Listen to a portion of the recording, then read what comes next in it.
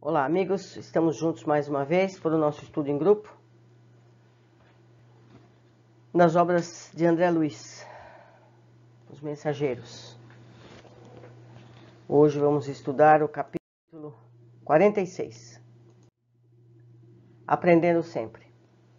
Segundo informações de Aniceto, faltava mais de uma hora para o início da preleção evangélica, sob a responsabilidade do Sr. Bentes, na esfera dos frequentadores encarnados. Mas o movimento de serviço espiritual tornava-se intensíssimo. Reuniram-se ali, para os olhos humanos, 35 individualidades terrestres. E, no entanto, em nosso círculo, o número de necessitados excedia a 200. Porquanto agora a Assembleia estava acrescida de muitas entidades que formavam o séquito perturbador da maioria dos aprendizes ali congregados.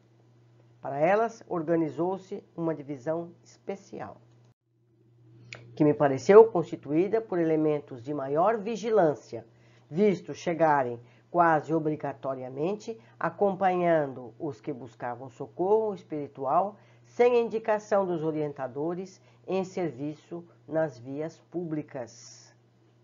Certo? Então, junto com cada encarnado, eles traziam os acompanhantes desencarnados. E esses não eram selecionados, eles vinham espontaneamente. A movimentação era enorme e o tempo era escasso para qualquer observação sem movimento ativo. Todos os servidores da casa se mantinham a postos, desenvolvendo a melhor atenção. Reparei que num ângulo da grande mesa havia numerosas indicações de receituário e assistência. Os mais variados nomes ali se enfileiravam. Muitas pessoas pediam conselhos médicos, orientação, assistência e passes. 4 facultativos espirituais se moviam diligentes e, secundando-lhe o esforço humanitário, 40 cooperadores diretos iam e vinham, recolhendo informações e enriquecendo pormenores.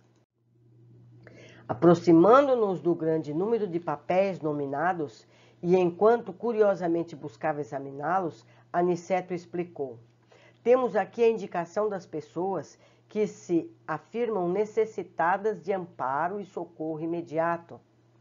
Mas recebem elas tudo o que pedem? Indagou Vicente curioso. Nosso mentor sorriu e respondeu: recebem o que precisam. Muitos solicitam a cura do corpo, mas somos forçados a estudar até que ponto lhes podemos ser úteis no particularíssimo de seus desejos. Outros reclamam orientações várias, obrigando-nos a equilibrar nossa cooperação de modo a lhes não tolher a liberdade individual. A existência terrestre é um curso ativo de preparação espiritual e quase sempre não faltam na escola os alunos ociosos, que perdem o tempo ao invés de aproveitá-lo, ansiosos pelas realizações mentirosas ao menor esforço. Desse modo, no capítulo das orientações, a maior parte dos pedidos são desassinados, sem nexo, fora de siso. A solicitação da terapêutica para a manutenção da saúde física, pelos que de fato se interessem pelo concurso espiritual, é sempre justa.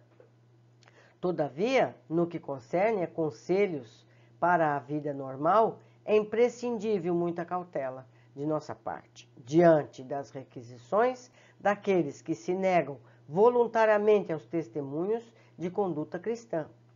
O Evangelho está cheio de sagrados roteiros espirituais, e o discípulo, pelo menos diante da própria consciência, deve considerar-se obrigado a conhecê-los. O instrutor amigo fez pequena pausa, mudou a inflexão de voz, como que para acentuar fortemente as palavras, e considerou: possivelmente, vocês objetarão que toda pergunta exige resposta e todo pedido merece solução. Entretanto, neste caso de esclarecer determinadas solicitações dos companheiros encarnados, devemos recorrer muitas vezes ao silêncio, Como recomendar humildade àqueles que pregam para os outros, como ensinar a paciência aos que aconselham os semelhantes, e como indicar o bálsamo do trabalho aos que já sabem condenar a ociosidade alheia? Não seria contrassenso?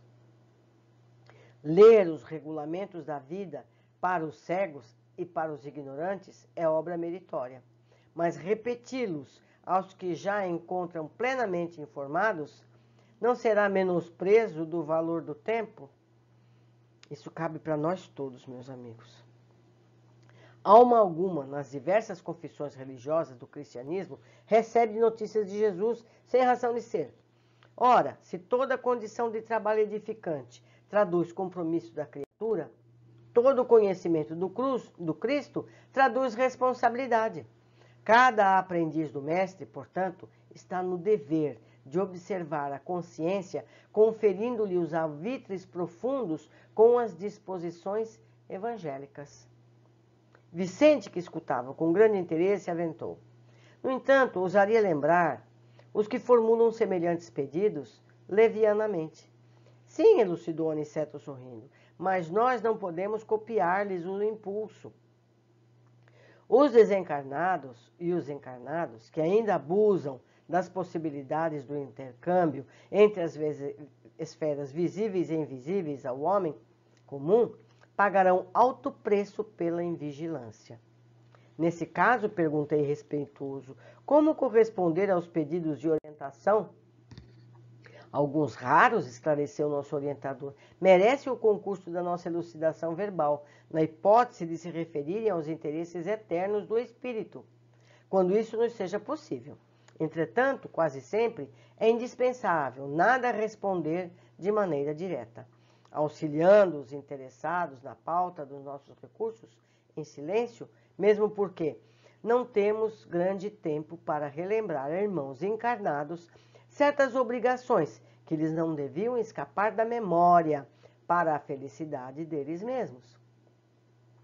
Calou-se por momentos o bondoso instrutor, considerando em seguida interessado em nos subtrair quaisquer dúvidas. Muitas entidades desencarnadas estimam o fornecimento de palpites para as diversas situações e dificuldades terrestres. Mas esses pobres amigos estacionam desastradamente em questões subalternas, incapazes de uma visão mais alta, em face dos horizontes infinitos da vida eterna, convertendo-se em meros escravos de mentalidades inferiores encarnadas na Terra. Esquecem que o nosso interesse imediato, agora, deve ser, acima de todos, aquele que se refere à espiritualidade superior. Nossos irmãos inquietos que forneçam palpites a preguiçosas mentes encarnadas sobre assuntos referentes à responsabilidade justa e necessária do homem, devem fazê-lo à própria conta. O que acontece então? Perguntou Vicente curioso. Nosso mentor, contudo, respondeu com outra pergunta. Que acontece ao homem de responsabilidade que se põe a brincar?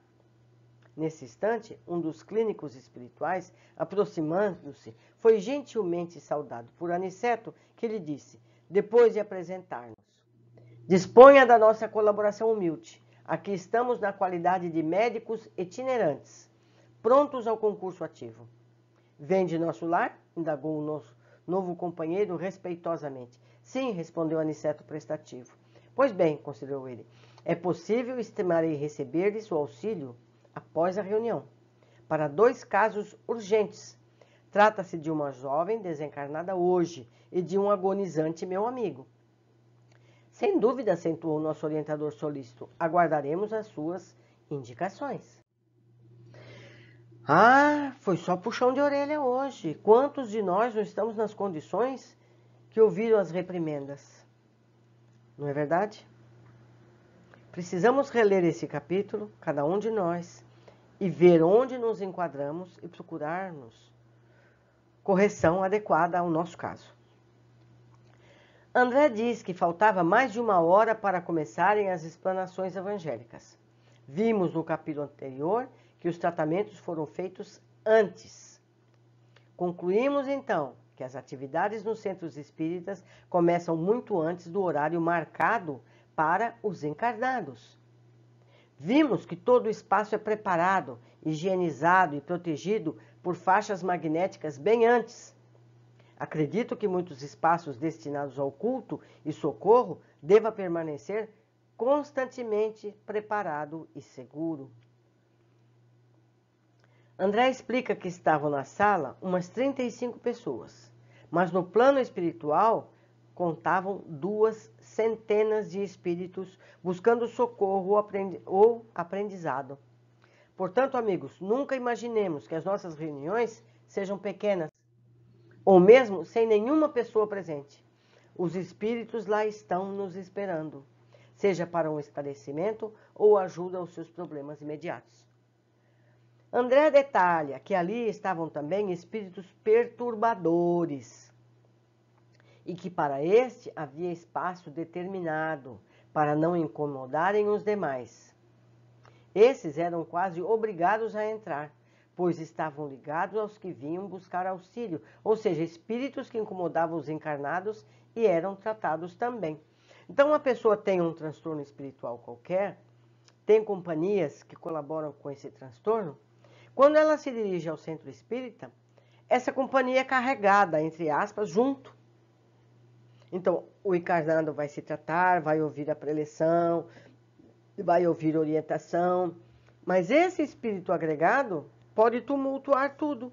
Então, ele fica em espaço reservado para ele, onde certamente ele pode ouvir tudo, mas não pode incomodar os presentes com suas vibrações, com suas projeções mentais. Importantíssimo tudo isso. André nota que há atendimentos solicitados pelos papéis anotados, como os que todos nós conhecemos nos centros, que tem uma caixa ou um caderno onde se anotam os nomes das pessoas que precisam de ajuda. Todos nós conhecemos isso. Aniceto explica que nem todos podem receber a cura ou a solução para os seus problemas. Sabemos que a maioria das vezes os nossos problemas gerais ou de saúde têm finalidades educativas. Se tirarem, cessa o ensinamento proposto. Não é verdade? Então, a gente sabe que um problema que a gente tem, seja ele físico, mental, emocional, moral, o que quer que seja, tem uma razão de ser. Ou foi procurado por nós, ou ele veio com uma lição a aprender. Se a gente tira essa situação, cessa o ensinamento. É como você tirar o medicamento de alguém que está doente. Então, foi dado um remédio amargo para uma pessoa se curar. Você vai tirar o remédio amargo? A pessoa não vai se curar. Então, a gente tem que encarar os nossos problemas, as nossas situações, como medicamentos. Como eu posso fazer com que esse medicamento seja absorvido rapidamente e com eficiência, para que eu possa me livrar dele? Não é? É difícil, mas é preciso. Aniceto detalha a razão que nem sempre em atenderem a todos. Ler os regulamentos da vida para os cegos e para os ignorantes é obra meritória, mas repeti-los aos que já se encontram plenamente informados não será menosprezo ao valor do tempo? O que fazemos nós? O que nós sabemos? O que nós ainda buscamos? Podemos ensinar alguma coisa se ainda repetimos os mesmos erros? E sabermos pedir? Não estaremos pedindo o que já nos foi ofertado dezenas de vezes e não soubermos receber? A gente tem sempre um conselho para dar para os outros, mas a gente não escuta o conselho. Eu já escutei isso, hein? Faça você o que você recomenda aos outros. Eu já ouvi isso. Então, a gente precisa ver. O que eu sei precisa ser usado por mim. Nós temos essas respostas. Então, nós precisamos usar para nós mesmos sairmos das tribulações que muitas vezes nós mesmos aprontamos. Há muito que refletir nesse parágrafo, mas isso é tarefa individual e permanente. Todos os dias, constantemente. O que eu sei e o que eu posso usar em meu favor, do que eu já aprendi, em vez de ficar apontando o dedo para os outros.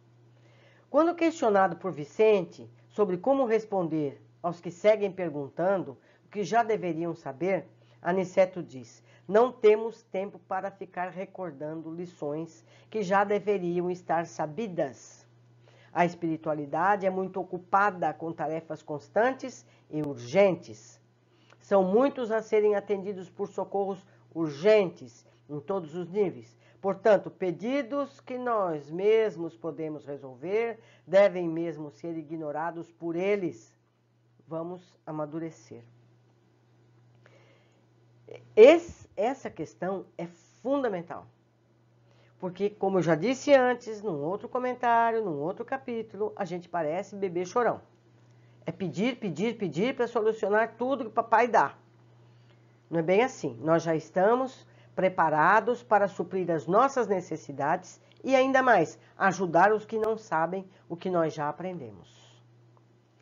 Vamos adiante, meus queridos. Vamos adiante. Aniceto explica ainda que há espíritos que ficam muito presos aos seus afetos na terra e se tornam escravos dos desejos destes, geralmente querendo atender desejos fúteis. Isso é importantíssimo, que todos nós estejamos atentos. Seja por hábito ou desconhecimento, ficamos fazendo pedidos infantis aos nossos amados que já estão do outro lado. Ai, mãezinha, me ajuda a resolver isso. Ah, papai, me ajuda a resolver aquilo. Eles estão cuidando da vida deles agora. Eles têm uma vida, uma rotina num plano espiritual. Lá eles trabalham, eles estudam. Eles têm que seguir com a vida deles e nós com a nossa. Não é verdade? Todos precisamos entender que os nossos amados que se foram para o outro lado têm uma atividade nova, têm deveres, têm responsabilidades. Os que ficam aqui têm que seguir com suas vidas, resolver suas pendências, como eles resolveram as deles. Não podemos sobrecarregar os que se foram com nossos problemas. Se os amamos, os deixaremos livres para virem nos visitar quando puderem e ajudarão se for útil. Porque eles também nos amam. Eles não vão nos dar um mimo simplesmente para ficarmos felizes, quando esse mimo pode nos prejudicar. Não é verdade? É como dar doce demais para as crianças e não mandar escovar o dente. Não é? Trazendo para a vida prática. Foi uma grande alegria estar com vocês mais uma vez, aprendemos muita coisa, recordamos outras tantas. Eu espero que todos façam uma autoanálise, como eu pretendo fazer a minha, e buscarmos uma solução para os nossos problemas na Terra, para não termos problema no mundo espiritual. Um abraço e até breve.